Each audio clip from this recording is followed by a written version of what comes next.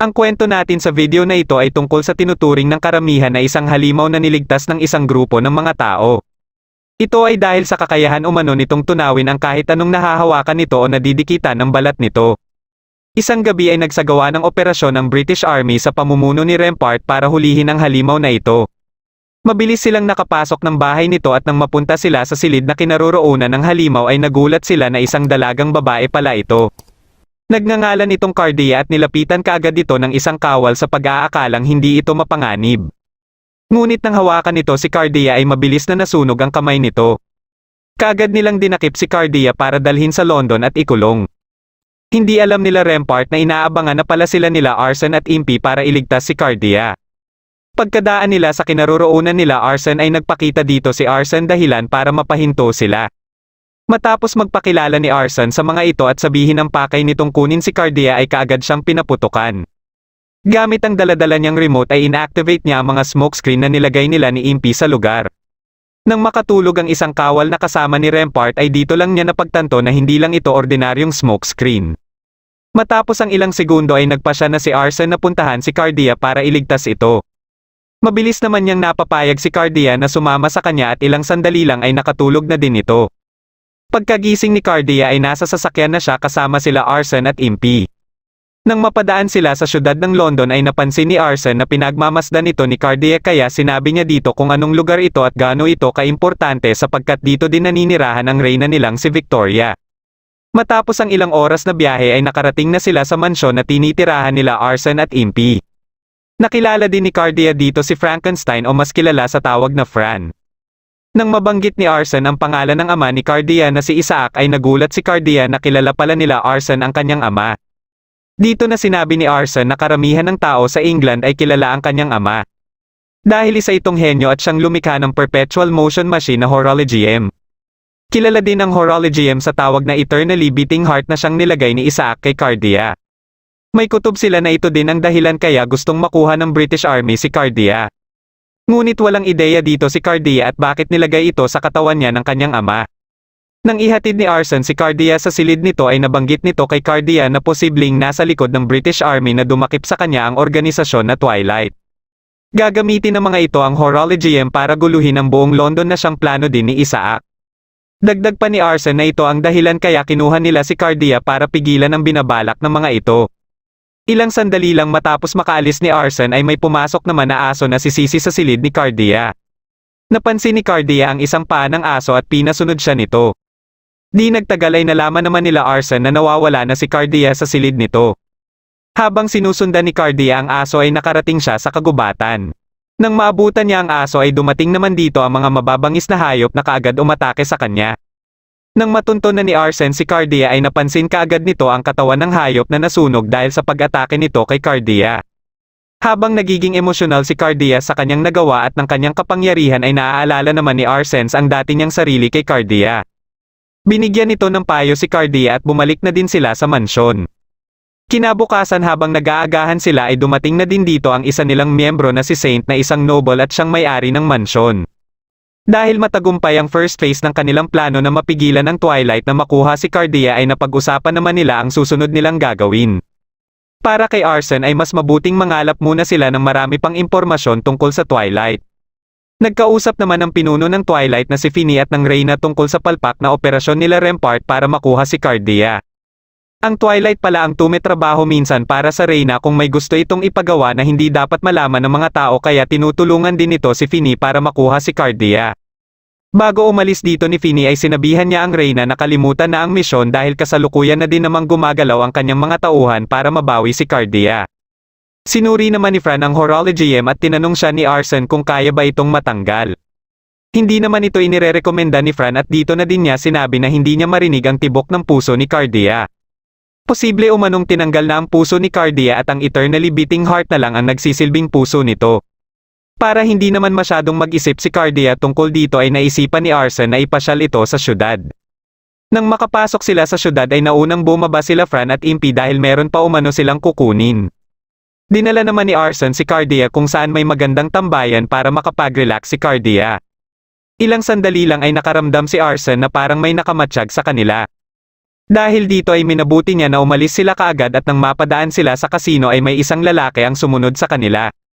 Nakita naman nila Impy at Fran sila Arson na tumatakbo papasok sa isang eskinita.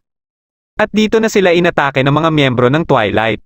Pagkasugod ng mga ito ay hinagisan ito ni Arson ng mga baraha at mabilis silang tumakas.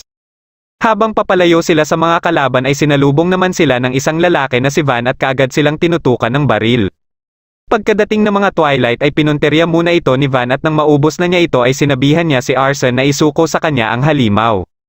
Dahil alam nito na sila Arson ang umagaw nito sa Twilight. Humarap si Cardia kay Van at sinabi nito na siya ang tinutukoy nitong halimaw na hindi inaasahan ni Van na isa pala itong babae. Biglang dumating dito si Fran at naghagis ito ng smokescreen dahilan para makatakas sila kay Van. Pagkalabas nila ng eskinita ay dumating naman dito si Impy dala ang kanilang sasakyan at kagad silang sumakay dito. Ilang minuto lang ang makalipas ay nagulat sila nang makita si Van sa unahan sakay ng isang kabayo. Binaril nito ang windshield ng sasakyan kaya nawalan ng kontrol si Impy at tumilapon silang lahat. Kaagad na tinutukan ni Van sila Arson at nakilala naman ni Fran si Van na dati umanong miyembro ng Twilight at kilala sa tawag na human weapon. Nagulat naman si Van nang sabihin ni Cardia na anak siya ni Isaac. Katapos ay naisip kaagad nito na isang magandang pain si Cardia. Balak niyang gamitin si Cardia kay Finny para makapaghiganti siya dito. Matapos itong marinig ni Fran ay nakipagnegosasyon siya kay Van. Gusto niyang makipagtulungan kay Van para matalo ang Twilight dahil pareho lang din naman ang kanilang layunin.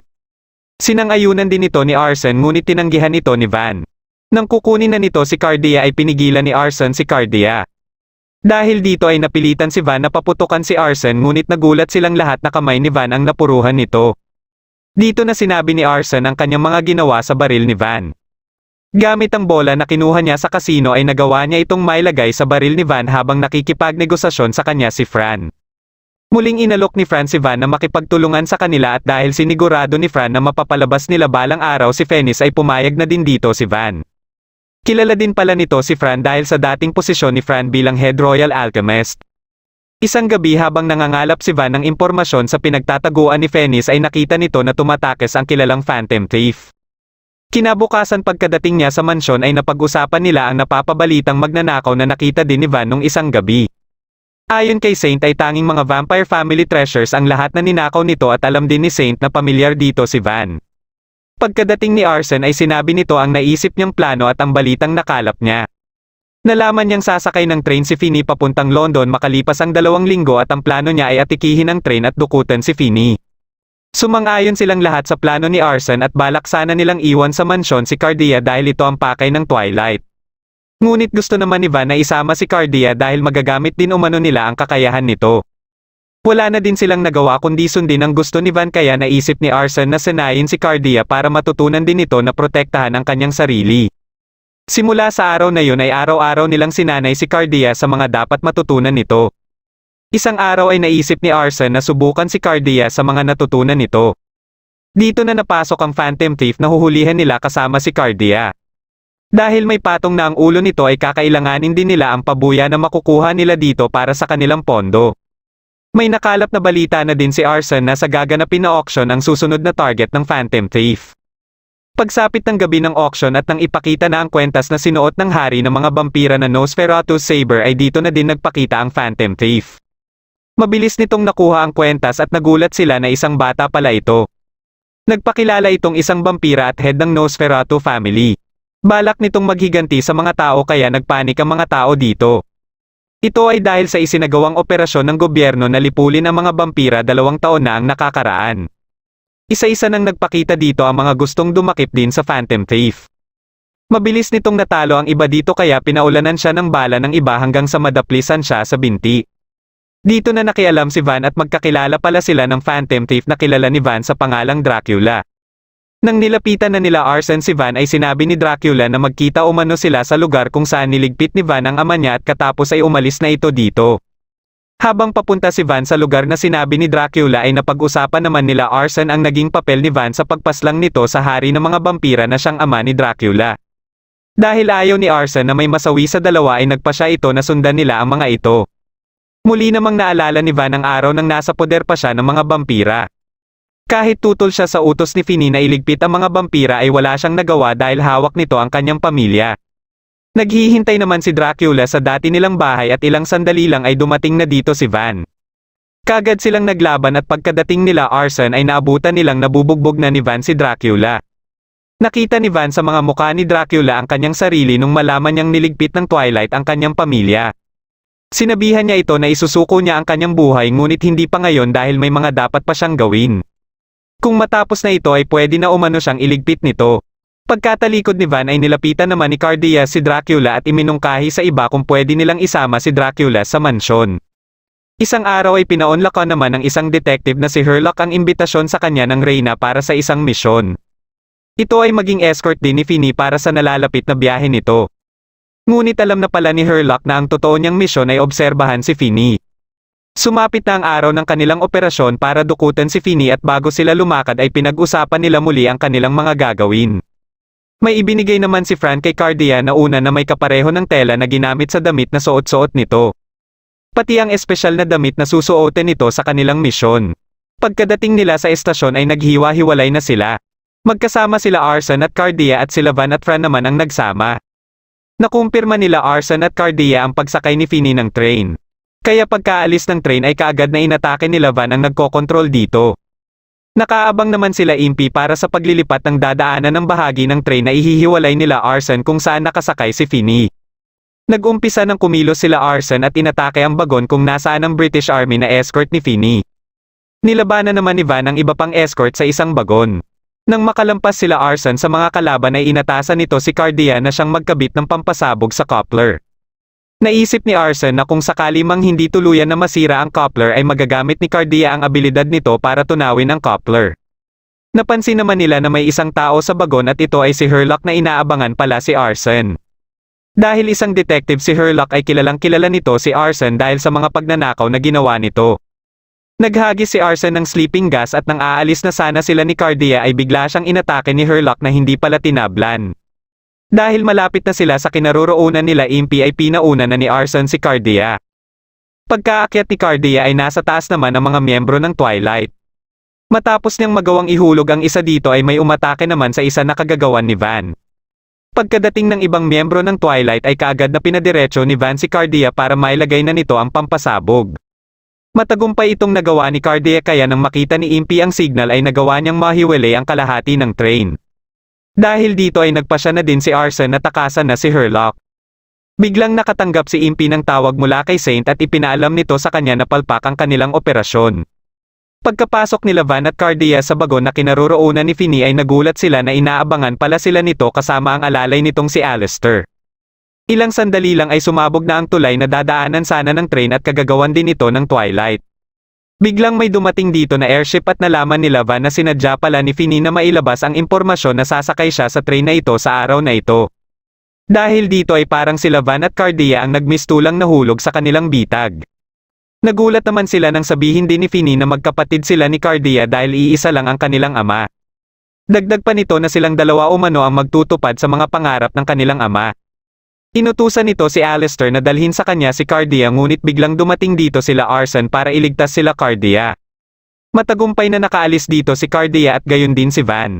Habang sila Finney naman ay iniligtas ng airship bago pa mahulog ang train sa tulay. Inatake ng airship ang sinasakyan nila Impy at buti na lang ay nandito sila Fran para tulungan sila. Kinabukasan ay kaagad silang nabalita sa mga dyaryo dahil sa ginawa nila sa train. Naging interesado naman ang Reyna kay Cardia at gusto nitong makita ang mukha ni Finney sakaling mapasa kamay niya na si Cardia. Habang naglalakad-lakad sa syudad si Saint ay narinig nito ang premyo sa isasagawang Black Gathering.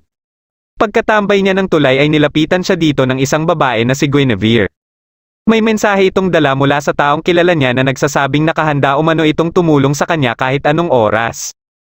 Ngunit ayon kay Saint ay hindi niya na umano ito kailangan. Kinagabihan ay nakita ni Cardia si Fran na lumabas ng mansyon. Pumunta ito sa syudad ngunit nakita ito kaagad ng mga kawal kaya hinabol siya ng mga ito. Nang makapagtago siya ay hinagisan niya ng sleeping gas ang mga ito. Pagkalapit niya ay nagulat siya na isa lang ang nakatulog at nasa likuran niya na pala ang isa dito. Buti na lang ay dumating dito si Cardia na nagawa itong mapatulog. Nalaman ni Cardia na may balak si Fran na magpanggap bilang kawal para makapasok ito sa palasyo. Gusto nitong makipagnegosasyon sa Reyna para subukan na maipatanggal ang estado nila bilang mga wanted. Nang marinig nila ang sipol mula sa mga kawal ay mabilis silang nagtago sa isang gusali. Naabutan sila dito ng sikat ng araw at dumating dito sila Rampart para hulihin sila. Dumating din dito ang Twilight kaya napilitan na silang lumabas ng gusali. Habang pinipigilan ni Fran ang mga ito ay nagawa ng isa dito na madakip si Cardia. Ngunit may umatake dito at ito pala ay si Rampart na naatasan ng Reyna na dalhin si Cardia sa palasyo. Napilitan si Rampart na kalabanin ng Twilight kaya nagkaroon ng pagkakataon sila Fran at Cardia na makatakbo. Ngunit naharangan naman sila ng mga kawal na kasama ni Rampart. Ilang sandali lang ay may biglang umatake sa mga ito at ito pala ay si Arson at kasama din nito si Van. Pagkadating ng ibang kawal ay kaagad silang umalis at nang makarating sila sa loob ng eskinita ay pinoona nila Van at Arson sila Fran at Cardia papunta kay Impy. Nang makasakay na sila ay dumating naman dito si Rampart at sinubukan nitong abutin ang ornithopter ngunit bigo ito. Nang makita ni Arson na nakaalis na ang ornithopter ay nagpasya na din silang umalis. Nakiusap naman si Fran kay Impy na dalhin siya sa palasyo. Nakasalubong nila ang airship ng Twilight na kaagad silang inatake. Nagawa nilang makalampas dito ngunit nagawa pa din silang matamaan nito. Bumagsak sila sa tapat ng palasyo kaya pagkalabas nila ng ornithopter ay pinalibutan kaagad sila ng mga kawal. Dito na binalaan ni Fran ang mga kawal na papasabugin niya ang mga tinanim niya dito. Naalala naman ni Impy na ang hawak-hawak ni Fran ang siyang pinaglaruan ni Sisi nung isang araw. Nilapitan ni Fran ang Reyna at inumpisahan ng makipagnegosasyon dito. Ngunit hindi natitinag sa kanya ang Reyna at alam din nito na nagsisinungaling lang si Fran. Dito na nilabas ni Fran ang liquid explosive na sigurado o manong kikitil sa kanilang dalawa sakaling mabasag ito sa harapan nila. Dagdag pa niya na gumawa na din siya ng hakbang para masigurado na kakalat sa ibang bansa ang impormasyon na kailangan ng Reyna tungkol sa Zecterium kung masawi siya. Alam niya na ito ang kinakakatakutan ng Reyna at muli niyang naalala ang araw nang ipagamit ito ng Reyna para mapuksa ang mga vampira. Wala nang nagawa ang Reyna kundi sundin na lang ang gusto ni Fran at kaagad itong inanunsyo sa publiko. Pagka-uwi nila ay dito na sinabi ni Fran sa iba na dati siyang kabilang sa isang proyekto para lumikha ng Philosopher's Stone. Ngunit imbis na Philosopher's Stone ay nakalikha siya ng mas nakakakilabot na bagay na tinatawag na Zecterium. Isang laso na kumitil ng maraming vampira 2 taon na ang nakakaraan. Katapos ay ipinagpatuloy ito ni Isaac at dito na dinalikha ni Isaac ang Horologium. Dahil hindi niya nakayanin na ginagawang sandata ang kanyang nalikha ay nagpasya siyang umalis sa palasyo. Pagka-uwi ni Saint ay tinanong nito si Impy kung kaya ba nitong mag-ayos ng airship. Ito ay balak niya na pasalihin ito sa Black Gathering na isang airship race. Dahil ayon sa bali-balita na ang top prize dito ay ang posthumous writings ni Isaac at kasama din ang impormasyon sa kinaroroonan ng laboratorio nito. Nagpasya silang lahat na salihan ito at dahil wala silang airship ay sinabi ni Arson na siya na umano ang bahala dito. Mabilis itong nakahanap ng airship at kaagad na inayos ni Impy ang makina nito. Sumapit na ang araw ng karera ngunit wala pa din dito si Impy. Nanginginig na sa galit si Arson nang biglang dumating dito ang isang airship sakay si Impy. Pagkababa ni Impy ay nilapitan naman siya ng isang scientist na nagpakilalang Nemo dahil namamangha ito sa airship ni Impy. Kilala pala ito ni Fran at ayon sa kanya na nung nagtatrabaho pa siya sa palasyo ay tinuturing siya nito na karibal. Kasali din ito sa karera at ipinakita nito kay Impy ang airship na nilikha nito. Ilang sandali lang ay magsisimula na ang karera kaya naghanda na ang lahat. Pagkaumpisa ng karera ay nanguna kaagad sila Impy dito. Ngunit bigla naman silang binangga at pinaputukan ng isa ding airship. Binilisan nila ang takbo ng kanilang airship dahilan para unti-unti nang matanggal ang pintura na nilagay ni Arson dito. Dahil dito ay nakita na ang logo ng totoong may-ari ng airship. At ayon din sa may-ari ay gagantimpalaan ng 20 milyon ang sinumang makakapagpabagsak nito. Nasilaw kaagad sa pera ang mga kalahok at pinunterya na ang kanilang airship. Bigla namang may umatake sa ibang airship mula sa taas at ayon kay Impy ay ito ang airship ni Nemo. Tinatawag ni Nemo ang kanyang airship na Fulton at inatake din nito ang airship nila Impy. Nagawa nila na maisahan si Nemo ngunit inaabangan na pala sila ng ibang airship. Napurohan dito ang isa nilang engine kaya napilitan silang magtago muna sa ulap. Dito na nagpasya si Impy na ilabas ang kanilang canyon. Naatasan niya si Cardia na humawak dito at base sa instructions na binigay ni Impy ay nilagay nila sa loob ng kapsula si Van at ibinala sa canyon. Pinunterya nila ang unang airship na mabilis na pasabog ni Van at lumipat naman ito sa ibang airship. Matapos niyang mapabagsak ang kumokontrol dito ay inilapit naman niya ito sa isa pang airship at inatake ang mga sakay nito. Nang makabalik ang Fulton ay pinaulanan nito sila Impy. Ngunit bigla itong binangga ng airship na kinokontrol ni Van. Nailigtas nila Impy si Van bago pa sumabog ang fountain ni Nemo. Unti-unti namang bumabagsak ang kanilang airship dahil sa pag-overheat ng makina nito. Ngunit kahit gayon pa man ay hindi ito naging hadlang kay Impy para marating nila ang finish line. Dahil dito ay sila ang nanalo sa karera at nakuha nila ang top prize na ibinigay din kaagad ni Impy kay Cardia. Isang araw ay pinuntahan naman nila ang laboratorio ni Isaac. Pagbukas ni Cardia ng isang pinto dito ay nagulat siya nang makita ang madaming homunculus na kamukha din niya. Hindi din makapaniwala sila Arson nang makita nila ang mga ito. Nagpasya silang umuwi muna para pagpahingahin si Cardia. Nalaman din nila na wala na sa laboratorio ang mga mahahalagang dokumento at sigurado sila na si Finny ang kumuha ng mga ito. Habang si Fran ay nararamdaman na pala noon pa na isang homunculus lang si Cardia.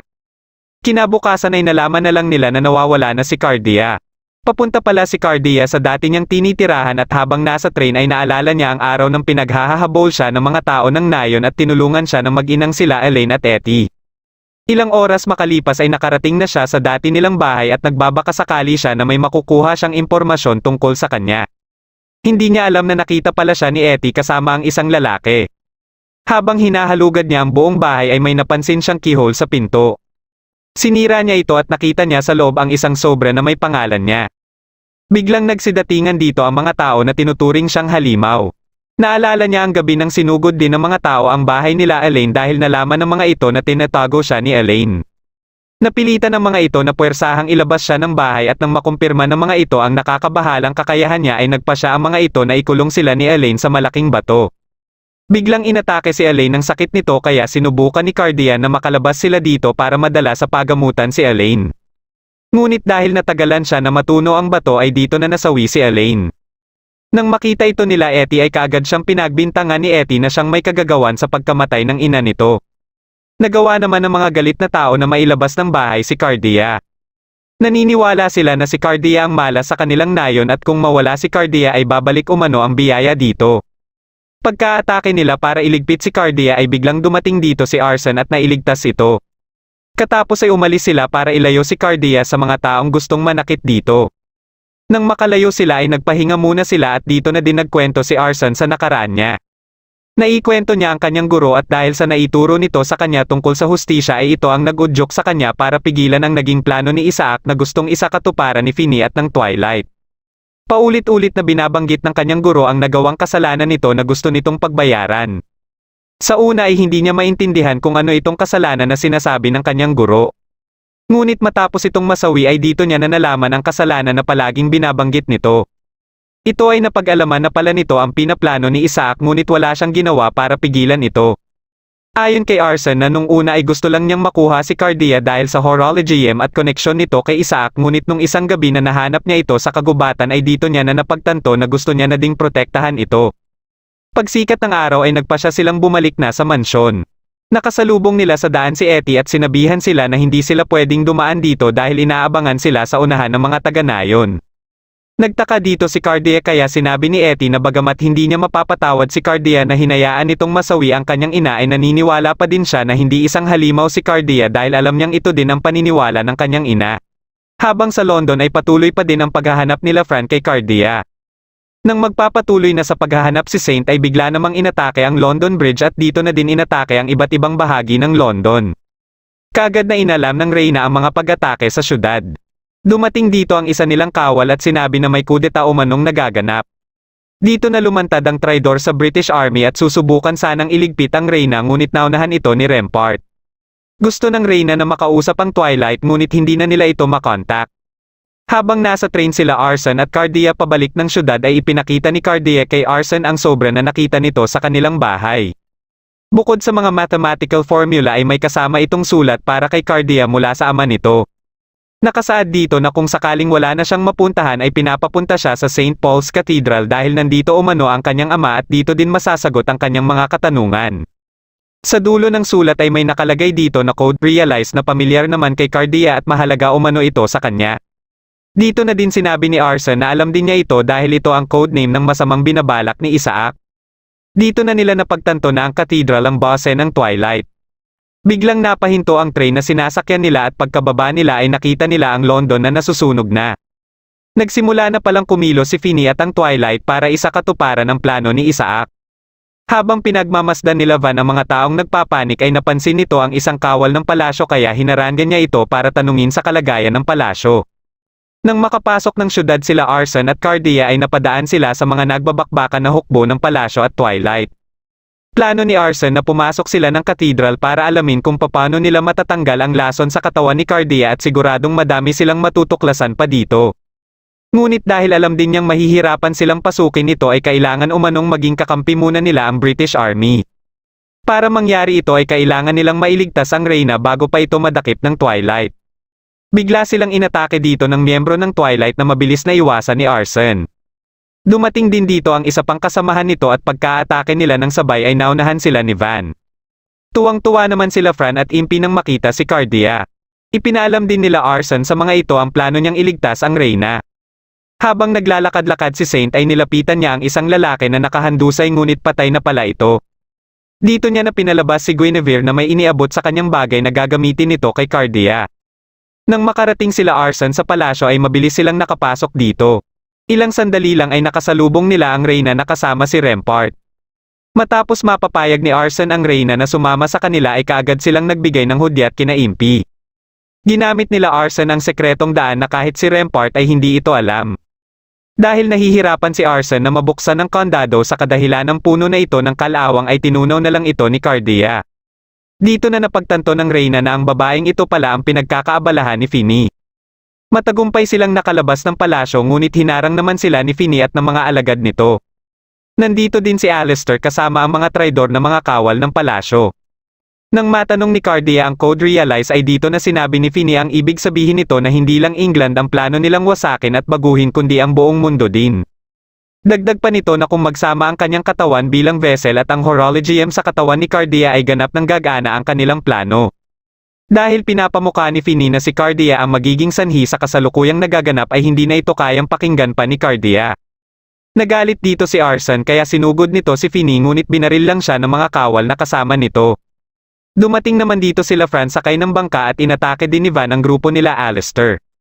Dahil dito ay matagumpay silang lahat na nakasakay ng bangka kasama na din ang Reyna at si Rempart. Nang makalayo sila ng syudad ay nagtayo muna sila ng mga tent sa kagubatan at dito na sinabi ni Arson ang lahat sa Reyna. Maliban sa plano ni Arson na gamitin ang British Army para salakayin ang katedral ay nabanggit din nito na si Isaac ang utak sa mga nagaganap na pag-atake sa buong England. Dahil dito ay nagpasya din kaagad ang Reyna na tulungan si Arson sa pinaplano nito. Habang pinagmamasdan ni Cardia ang London ay nilapitan siya ni Saint. Nagulat si Cardia nang sabihin ni Saint na balak nitong iligpit siya. Nabanggit ni Saint ang organisasyon na nangangasiwa sa kasaysayan na tinatawag na IDEA.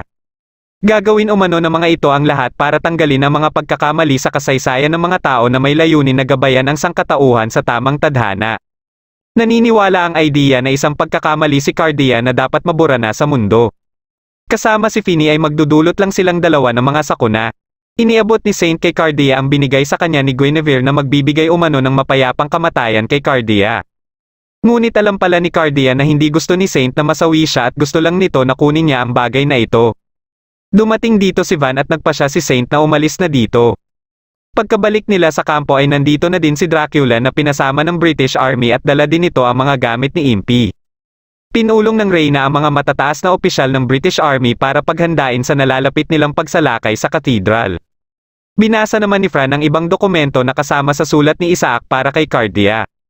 May kutob siya na may kinalaman din si Nemo sa plano ni Isaac dahil kasama ang pangalan nito sa tinatawag na Nautilus na hindi naman nila alam kung anong ibig sabihin nito.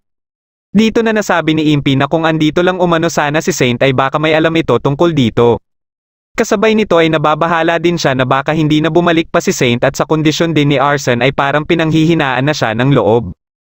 Naiintindihan naman ni Fran ang nararamdaman ni Impy ngunit hindi umano sila pwedeng sumuko at para na din kay Cardia. Nagkita muli sila Saint at Guinevere at plano sana ni Guinevere na isama si Saint pabalik ng IDEA. Sumapit na ang araw ng kanilang pagsalakay sa katedral at gumaling na din ang sugat ni Arson.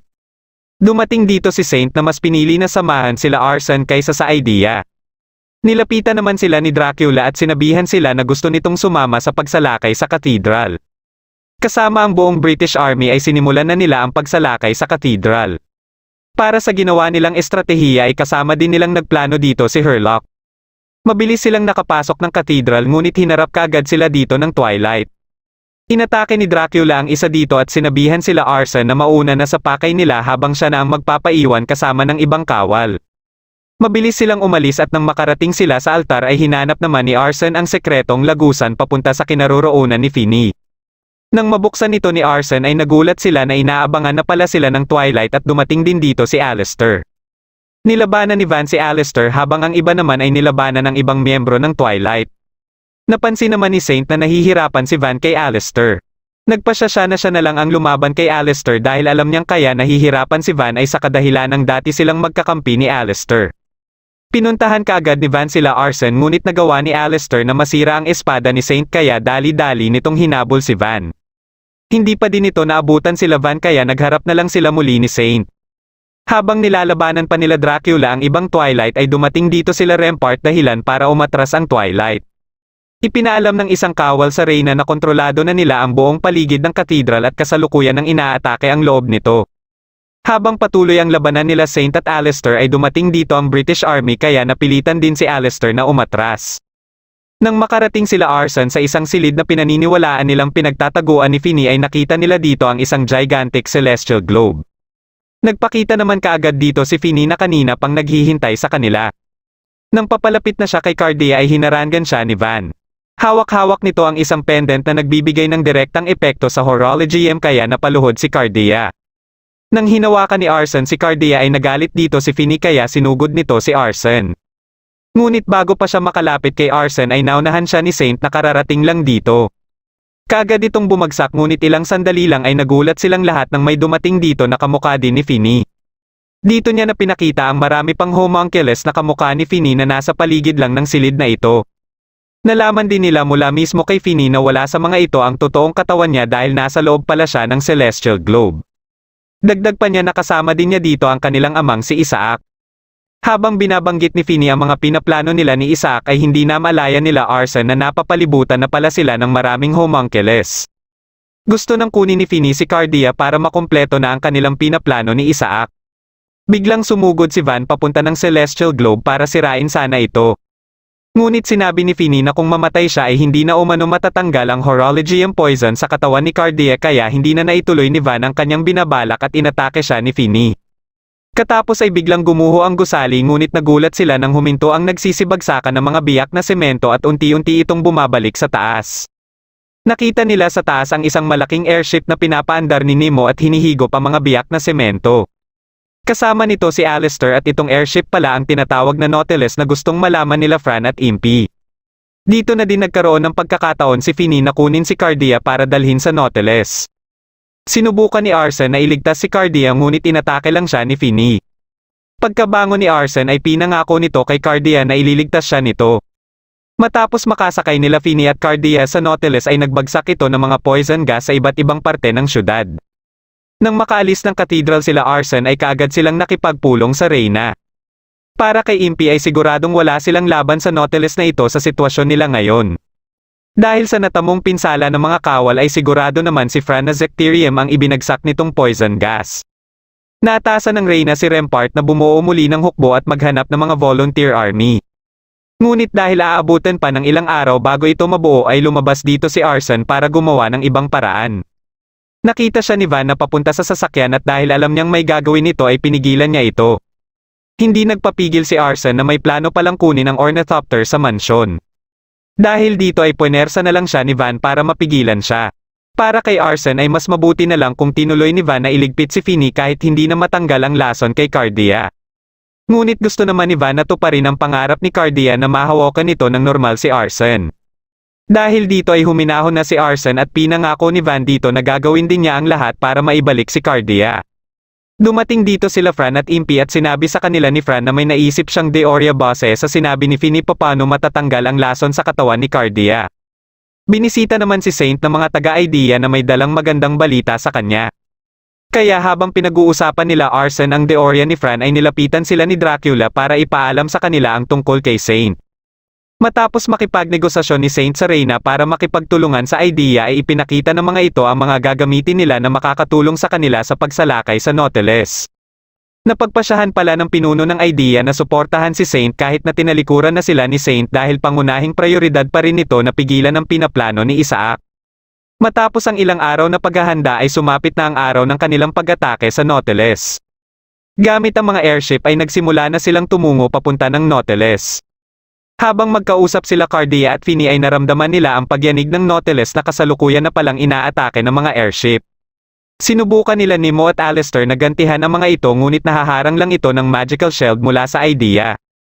Ginamit ng Nautilus ang mga galamay nito kaya nagawa nitong mapasabog ang ibang airship.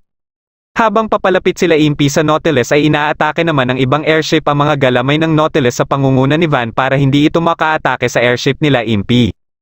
Nagawa nila impi na makalanding sa Nautilus at nang maramdaman ito nila Finney ay kinuha ni Cardia ang damit nito at tumakbo.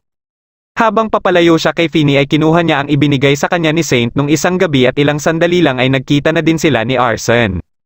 Pero sinabi din niya kaagad kay Arson na hindi siya pwedeng sumama dito dahil mas lalong pang lumalakas ang Horologium poison at baka umano madamay din si Arson dito. Ngunit walang pakialam dito si Arson sabay niyakap si Cardia at sinabi nito na mahal niya si Cardia.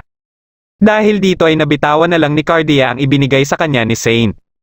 Dumating dito si Finney at sinira ang pendant kaya nag-react ang Horologium sa katawan ni Cardia. Tutulungan sana ni Arson si Cardia ngunit naapektuhan siya ng lason at inatake din siya ni Finney. Nagawa pa niyang makahawak ngunit tinadyakan din siya ni Finney. Nawala naman ng malay si Cardia at dinala ito ni Finney sa harap ng Celestial Globe. Inumpisahan na nito ang plano nila ni Isaac at matapos mawala ang pagkakakontrol ni Finney sa homunculus niya ay ipinasok na din si Cardia sa Celestial Globe. Ipinakita dito ang araw nang namumuhay pa ng maayos ang pamilya nila Cardia. Dahil umaasa ang mga taga-Nayon na maisasalba ni Isaac ang mga ito mula sa kagutuman ay nagalit ang mga ito nang natagalan si Isaac na matapos ang kanyang ipinangako dahilan para masawi ang ibang bata. Dahil dito ay sinunog ng mga taga-Nayon ang kanilang bahay at kasamang nasawi ang kanyang pamilya. Naramdaman ni Cardia na parang may umaatake sa Celestial Globe at ito pala ay si Arson. Nang malaman niya na si Arson ito ay pinilit niyang abutin din ang kamay ni Arson at matagumpay siyang nakalabas. Dito na nagpakita si Isaac at napansin din ni Cardia ang paghina ng Horologium poison sa katawan niya. Dito na din sinabi ni Arson ang kanyang ginawa na pinagplanuhan nila ni Fran. Hinayaan niyang malipat muna lahat ng enerhiya ng Horologium kay Isaac. At sa tamang timing ay dapat niyang mailigtas si Cardia na kahit segundo lang na mahuli siya ay hindi dapat mangyari. Ayon naman kay Isaac na hindi na din naman niya kailangan pa si Cardia at gayon din si Finney. Inumpisahan na niya ang kanyang plano at habang tuwang-tuwa siya dito ay hindi niya alam na kinabitan pala nila Fran at impi ng mga pampasabog ang Nautilus. Sa isang hudyat lang ni Arson ay sabay-sabay itong sumabog.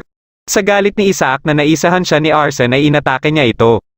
Pinuntahan naman nila Impi at Fran ang kinaroroonan ni Nemo at madali lang nila itong nagapos. Habang si Alistair ay umalis sa silid na ito at bumaba din sa Nautilus si Van. Nagawa ni Arson na may hagis ang daladala nito kay Isaac ngunit para pala ito masindihan ang pampasabog na ikinabit niya dito. Pagkasabog nito ay nakawala na din dito si Arson. Unti-unti na ding nawala si Isaac at tuluyan ng nasira ang Celestial Globe. Nakita naman ni Cardia si Finney kaya nilapitan niya ito. Matapos makuha ni Finney ang pakay niya ay bigla namang gumuho ang kinatatayuan niya dahilan para mahulog siya ngunit nahawakan siya ni Cardia. Gusto ni Cardia na pareho silang mamuhay ng payapa ngunit mas pinili ni Finney na bumitaw kay Cardia. Nakasalubong naman ni Van sila Fran at Impi na kasama si Nemo. Dahil sa mga pagsabog sa iba't ibang bahagi ng Nautilus ay nararamdaman ni Nemo na malapit na itong bumagsak. Dahil dito ay nagpasya na lang sila na umalis na kaagad dito.